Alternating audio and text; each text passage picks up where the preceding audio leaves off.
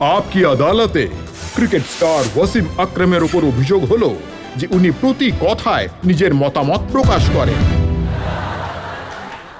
ওয়াসিম সাহেব, যদি সাম্প্রতিক কথা বলি তাহলে আপনি আইসিসি সম্পর্কে এটা বলেছেন যে এতে শ্বেত চামড়ার ডমিনেশন রয়েছে।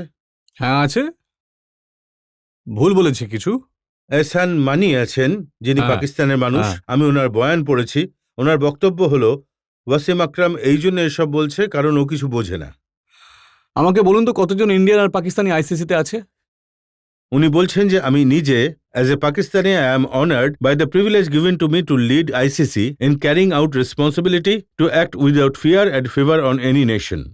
সো ওনার বক্তব্য হলো আমি একজন এটা বলছি না যে পাকিস্তানি শুধু পাকিস্তানি, ইন্ডিয়ান হোক, শ্রীলঙ্কান হোক, বাংলাদেশি হোক, এখন ওরা যে একটা টেস্ট ম্যাচ খেলে রিটায়ার হয়ে যায়, তারপর ওখানে জব পেয়ে যায় লক্ষ লক্ষ পাউন্ড সালের। যে আমাদের ক্রিকেটে যারা ৫-৫টা টেস্ট ম্যাচ খেলছে, ২০-২০টা খেলেছে, তাদের এখানে কেন টাকা হয় না?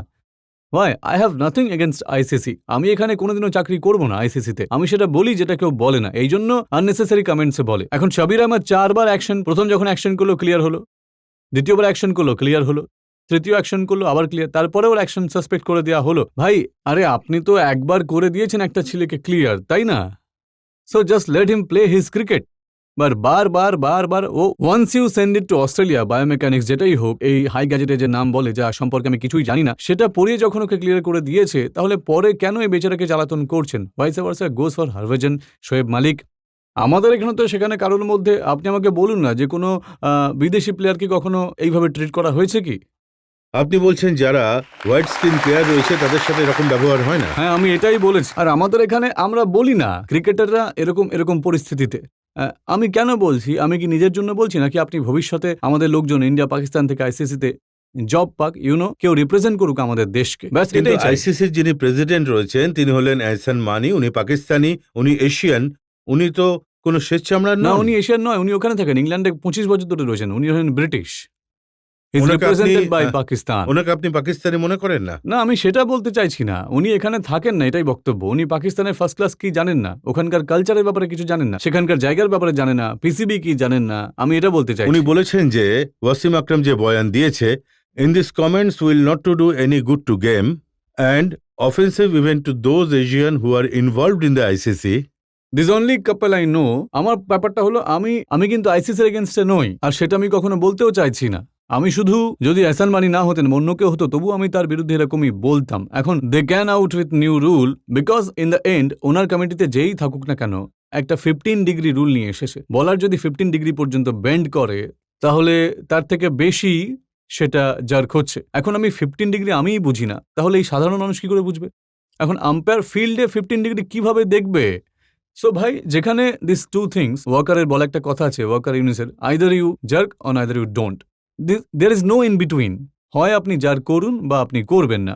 সো সিম্পলিফাই করুন যাতে মানুষ বুঝতে পারে। আর প্লেয়াররা যদি নিজেদের শুরুতে, ক্যারিয়ারের শুরুতে যদি ধরে ফেলতে পারেন যে ওর সাসপিশিয়াস অ্যাকশন রয়েছে, সেটা ঠিক হচ্ছে না, তাহলে ওকে আপনি ব্যান করুন। মুরলি ধরেন 400টা টেস্ট উইকেট নিয়েছে, তারপর ওকে আবার বলা হচ্ছে যে ও জার্ক করছে।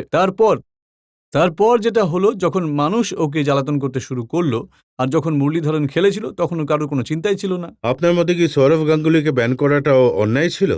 আমি ওই ঘটনাটা দেখিনি, সেটা অনেকটাই বেশি ব্যান করে দিয়েছে। আই থিঙ্ক ২-১টা ম্যাচের জন্য ব্যান করতো, সেটা ঠিক থাকতো, তাই না? I think he was band for 6 matches. এতটা অফেন্স ওনার ছিল না, যার জন্য ওনাকে ব্যান করে দেওয়া হলো। আর তার রেজাল্ট হলো যে ওনার হাত থেকে ক্যাপ্টেনশিপও চলে গেল। হ্যাঁ, একদম। আই থিঙ্ক ৬টা ম্যাচ খেলালো না, তারপর যে ক্যাপ্টেন ছিল সে ভালো খেললো, টিম ভালো খেললো, তাহলে অবভিয়াসলি অস্ট্রেলিয়া ইংল্যান্ডের মতো তো আমাদের স্ট্রাকচার নয় যে ১ বছরের জন্য ক্যাপ্টেন করে দেওয়া হয়েছে আর চেঞ্জ হবে না। এখানে স্ট্যান্ড ইন ক্যাপ্টেন ৬টা ম্যাচ জিতে যাবে, তাহলে পরেরটা বাইরে, পরের ক্যাপ্টেন বাড়ি। So it's different culture all together. কিন্তু আপনার স্টেটমেন্ট আমি পড়েছি, আপনি বলেছেন যে সৌরভ গাঙ্গুলি এখন বদলে গেছে, স্টাইল বদলে গেছে, স্লিপিং ক্যাপ্টেন হয়ে গেছেন, এমন মনে হয় মাঠে ঘুমিয়ে আছেন।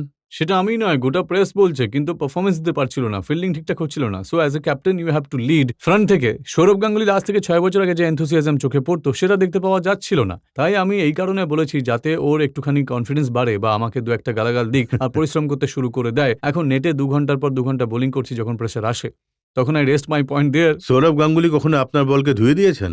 আরে হ্যাঁ, একটা ম্যাচ আমাদের ওই স্টার স্পোর্টস দেখায় না গত ১ বছর ধরে, সেখানে আমার ধোলাই হচ্ছে, ওই একটাই ম্যাচ দেখায়। যদি আপনাকে বলা হয় ইন্ডিয়ান টিমের ক্যাপ্টেন আপনাকে বেছে দিতে হবে, তাহলে আপনি কাকে বাছবেন? Sachin তেন্ডুলকরকে, Rahul দ্রাবিড়কে, Sourav I think গাঙ্গুলিকে? Sachin tried twice and he enjoy his game and I think he does not win pressure. ও বড় বড় রেকর্ড ভেঙেছে। আর সৌরভ গাঙ্গুলি I think ও নিজে ক্যাপ্টেন্সিও করেছে অনেকগুলি ম্যাচে, দ্য হাইয়েস্ট মানে সবচেয়ে ভালো ক্যাপ্টেন মানে জেতার দিক থেকে বলতে গেলে। আর এখন রাহুলের সময় he is a great player, he is doing a good job. আপনার কি মনে হয় যে ইরফান পাঠান এমন একজন ব্যক্তি যে পরবর্তী সময়ে গিয়ে যাকে আমরা ওয়াসিম আকরামের সমতুল্য ক্রিকেটার বলতে পারবো? আমি এই জিনিসটাকে একদম ডিফার করি। নট ইরফান পাঠান, যে it's too early, you can't compare him with either Kapil Dev or either anyone else. The guy has a talent, his aim should be যে ও ইন্ডিয়ার সাথে আরও 12-15 বছর খেলবে। এখানে ইন্ডিয়াতে প্রবলেম হলো যে আপনারা প্লেয়ারকে একটা ইনিংসের পর থেকে তাকে গ্রেট ম্যানের সাথে মিলিয়ে ফেলেন। দিস ইজ ট্রু, এত স্পন্সরশিপ আসে আর ছেলেটা একদম ঘাবড়ে যায় যে আরে ভাই আমি তো অনেক বড় স্টার হয়ে গেছি। তাদের পক্ষে এটা ভালো হয় না। যদি ইরফান নিজে থেকেই মনে করে যে তাকে 15 বছর খেলতে হবে, obviously he can reach, he is batting well now, অনেক উইকেট পেয়েছে, উইকেট পাচ্ছেও অনেক, কিন্তু এখন আরও 15 বছর খেললে তবে তো বুঝতে পারবে। 5 বছর পর জানা যাবে ইরফান আইদার যে আমার থেকেও ভালো বোলার বা কপিল দেবের সমান জায়গা নিতে পারবে কিনা। It's too early to compare.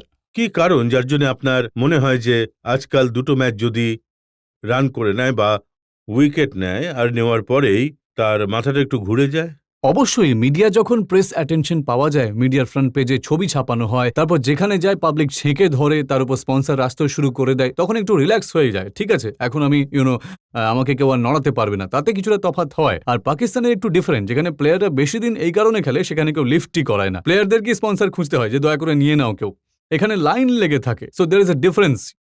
যখন কোনো জিনিস পরিশ্রম করে পাওয়া যায় তখন আপনি তার জন্য বেশি পরিশ্রম করেন। এটা আমার আছে। এখানে ইন্ডিয়াতে যে এখানে একদম একটু গ্যাপ দেয়। কোনো ছেলে যদি ভালো খেলে তাহলে 2 বছর তাকে দেখে স্পন্সররা তার পেছনে দৌড়ায়। It will be good for the boy who can represent the country for a long time.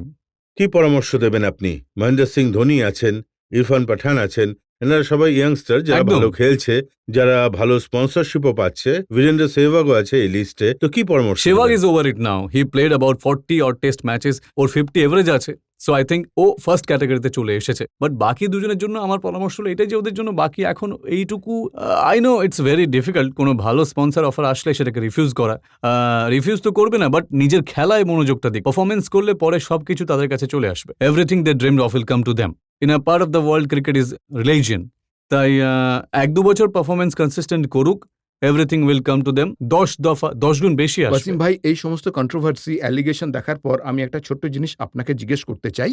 আর এই প্রশ্নটা যদি আমাদের সুনীল গাভাস্কার সাহেবকে দেখছেন, যতজন পুরনো ক্রিকেটার তাদের এতগুলো রেকর্ড বানিয়েছেন পিসিবির মধ্যে আর আমাদের বিসিসিআই এর মধ্যেও, যারা ক্রিকেটের কে থেকে মানে স্পেলিং শুরু করে, তারা যদি ক্রিকেটকে হ্যান্ডেল করতে থাকে আর আপনারা চুপচাপ বসে থাকেন, শুধু প্রেস কমেন্টই করেন, তাই আমার এটা সবসময় মনে হয় যে পাকিস্তান আর ভারতের পক্ষে ধার করা জীবন হবে এটা, এতে ক্রিকেটের উদ্ধার হবে না। একদম ঠিক বলেছেন, এরকমই বলা উচিত। কাউকে যদি কেউ ভুল করতে দেখে, আমি বলেছি তাই আমাকে আদালতে ডেকে পাঠানো হয়েছে, অ্যাটাকিং মি, যে আমি ঠিক আছে, আননেসেসারি সবাই কথা মিলে বলি। বলুন। যেমন ESPN আর স্টার স্পোর্টসেও আপনার মতো স্টারেরা একসাথে রয়েছেন, আপনারা সবাই মিলে কেন বলেন না? আমি বিশ্বাস করি যে আমাদের মতো টপ প্লেয়ারদের বলাটা দরকার। যদি কোনো প্লেয়ারের সাথে অন্যায় হয়ে থাকে বা যদি ক্রিকেট বোর্ড অন্যায় করে থাকে, তাহলে উই শুড পিক আউট।